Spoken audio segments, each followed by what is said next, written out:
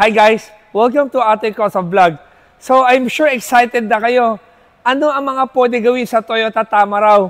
So ngayon, MIAS 2025.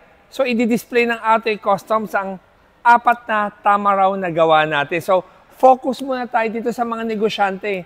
So gumawa kami ng Toyota Tamaraw na 2025 na diesel. Usually kasi ang binamarket ng Toyota ay yung manual for mga utility. Pero I think most of the owner na entrepreneur, gusto rin nila matic ang sasakyan nila. Kaya ginawa namin dito sa matic diesel ng Tamaraw ay itong food truck na to or activation area. So kung napansin nyo, hindi ko muna masyado i-highlight. Hindi pa kami tapos dito pero makita mo yung upper grill, lower grill at saka yung skid plate. Meron pa tayong add-on sa bumper na bukas pa namin ididikit. At kung mapapansin nyo, wala pa siyang palda. Gumawa rin kami ng magandang palda para lang maisalpak natin at makita nyo sa car show, makikita nyo na lahat to. So ngayon lang kasi ingress na namin today.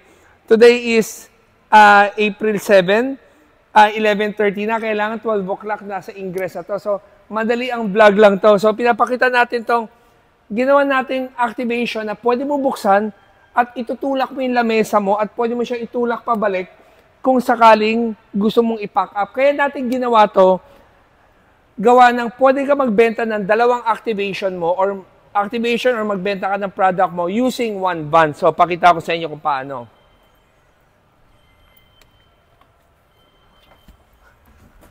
So, pagpasok mo dito, unang-una, napakaluwag na ng gitna niya dahil naiusog na namin itong lamesa na to. So, dito kung makikita nyo, andito yung storage area namin. So, meron kami partition na to para kung gusto mong hindi ka maistorbo. Kung isa lang naman ang gusto mong ipakita sa kliyente, pwede nakatayo lang to. Pero kung 2 ang gusto mong ipakita, so may left and right ka, isasara mo lang to.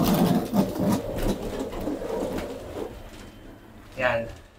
So guys, pag sinara mo na siya, ito na siya. So, like yung car show, magbibigay kami ng pakape. Meron kami free coffee para sa mga taong nanood sa car show. So, ito yung activation area namin.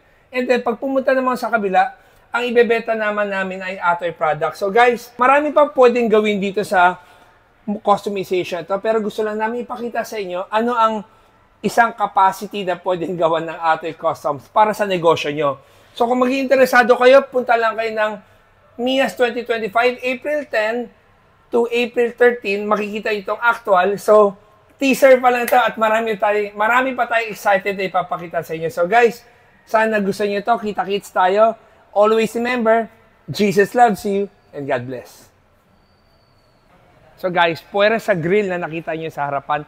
Ito pang teaser na ginawa natin. Kung nakita nyo, ang tawag namin dito, side filler or sa salita namin Toblerone dahil triangle siya. So, ginawa namin, yung design na to, continuous namin, pati yung yakap niya dito, tingnan nyo yung detalye niya, pati yung kurba dito, kuhang-kuha talaga. So, pag binuksan mo siya, ang linis tingnan. May nakalimutan na ulit. Sa sobrang dami ko iniisip, nakalimutan rin itong door molding sa to, ay gawang Atoy Customs din. So, kung makikita mo yung fitting, yung linya, as in sobrang perfect na perfect. So, choice mo kung gusto mo gawing all black, body color, or gusto mong gawing silver to or white to na line, pwede i-request nyo lang sa amin. Pwede ito, naka PIAA wiper blades din kung gusto mong 2 times long lasting than other brand, PIAA. Tapos lastly,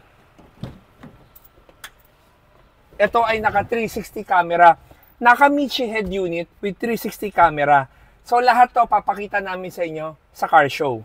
So itong pillar nito, it's 100% Filipino-made, Atoy Customs. So, wala kang makikita kahit anong gap sa ibabaw at sa ilalim at wala siyang butas. Para sa mga taong na-OC na ayaw nila maglagay ng grab bar, walang butas. Sa mga gusto maglagay ng grab bar, bubutasan na lang nila para pwede mong ilagay yung grab bar na aftermarket. So, guys, abangan nyo at dami pa namin produktong ilalabas para sa Tamaraw na to. Lastly, itong upuan na to, kung mapapansin mo pala, marami nagsasabi ang upuan ng Tamaraw ay pangit, hindi bagay, baduy, or whatever. Hindi totoo yan. Kaya-kayang ayusin yan dito sa Atoy Customs. Gumawa kami ng customized stitches at design para maging maganda ang upuan ng Tamaraw ninyo. And then, wala kami ginawang stitches na orange dito dahil in long term, ayaw naming madumihan yung sinulid. So dito lang kami naglagay ng orange para magkaroon lang siya ng accent. So guys, sana nagustuhan ng video namin at marami pa kami ipapakita. Thank you for watching. Okay guys, trivia lang sa mga Toyota Tamara owners ha. Kung nakita nyo yung taillight niya, reverse. Kung makita mo yung taillight na reverse, bakit isa lang? Hindi siya sira Akala ng iba, sira at magko-complain pa sa dealer.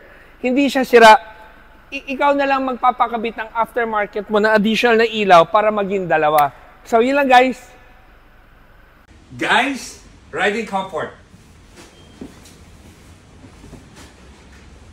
Ato yung headrest, 100% Pinoy.